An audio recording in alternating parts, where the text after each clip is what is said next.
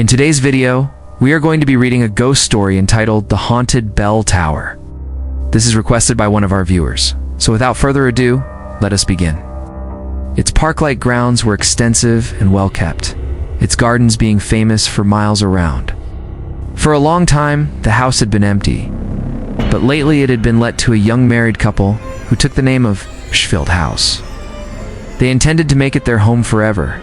Upon the summit of a hill in the town of Ashfield stood an ancient manor house, once the pride of the county.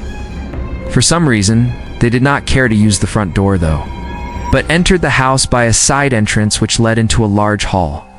One night, however, the sound of bells broke the stillness, and they came from the tower of the old church nearby. They were a strange, discordant peal, and as they ceased, a low laugh was heard. As he bent over her, she seemed to rally a little and whispered to him, "Take me to the tower," and then fainted again. He carried her to the tower and laid her down upon the steps, and he went up into the room above to see if he could discover who was making all that noise. Then the heavy tread of footsteps was heard pacing slowly to and fro overhead, and presently the floor of their room began to shake. They searched everywhere but could not find a way out, and they were obliged to spend the night in the house. The bell tower was found to be empty, and so was the room above the bell tower. In fact, there was no means of access to the room because the window was too high to climb up to, and there was no other way of getting in. About midnight, the bell began to ring, and then they heard the footsteps of the old man pacing to and fro. The doctor examined the keyhole, and finding that it was very old, went out to look for a key that might fit it. After searching for some time, he found an old key that fitted perfectly. He tried it in the lock, and the door slowly opened. The man married again, but the new wife never entered the tower or the corridor. Also, do not forget to smash the like button and subscribe if you want to hear more of these kinds of stories. Thank you for listening, and I'll see you next time.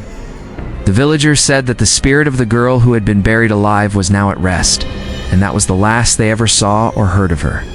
Then the shaking of the floor began again, and they all three fled from the house and hid in the wood until daylight. The doctor and the men wished to break it open, but the lady begged that this might not be done. She felt that something was about to happen, and so she sat down on the steps to wait.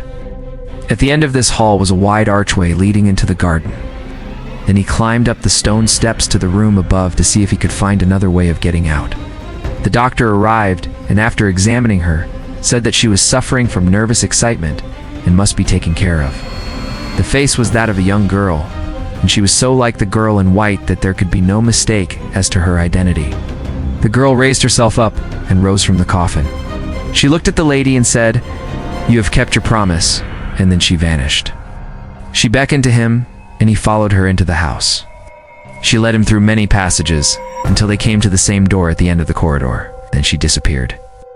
He told the man that he would stay with the woman while he went for assistance. But while he was gone, the girl in white appeared and unlocked the door. The couple rushed out and never stopped until they reached the village.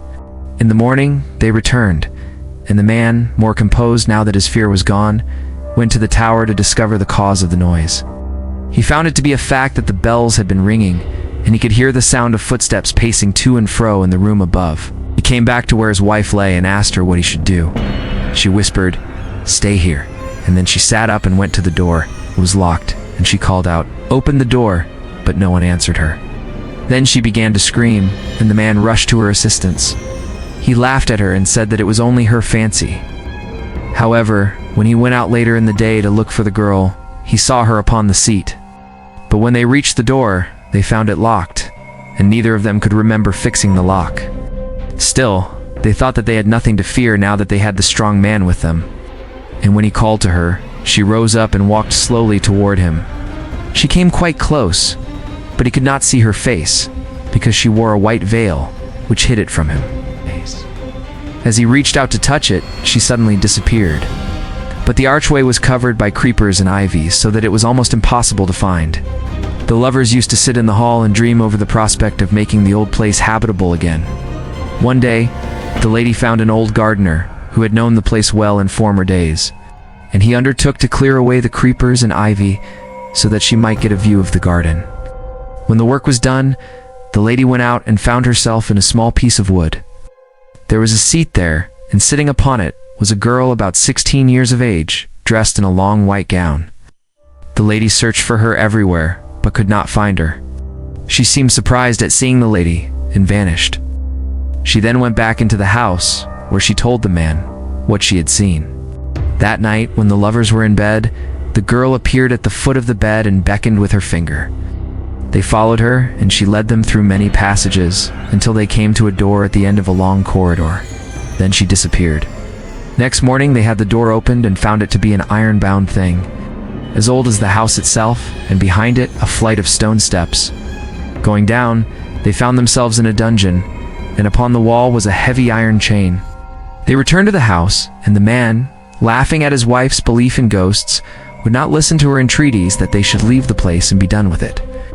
Terror-stricken, the couple fled from the house, and did not stop running until they reached the safety of a neighboring village. When his wife heard this, she fainted dead away, and he, alarmed, ran to her assistance. But the room was empty, and he could find no one there. He tried to open the door, but it was locked fast. There they stayed for some time, and then they returned to the house, taking with them a strong man to help them. And so they entered the house and began to search for a way out.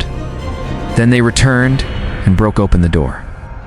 At this point, the lady fainted again, and the man, knowing that he could not move her, left her there and went to fetch the doctor. He went out, leaving the doctor and the two men with the lady, and met the girl in white. He returned to the lady, who was still unconscious, and led the doctor and the two men to the door. Going down the steps, they found themselves in the dungeon, and in the corner was a coffin made of stone. Presently the coffin lid rose up, and from beneath it came a hand and then a face. The lady was seen wandering about the place for some weeks after this, and then she, too, vanished. And that, dear viewers, is today's ghost story. Did you enjoy it? Let me know in the comments section below.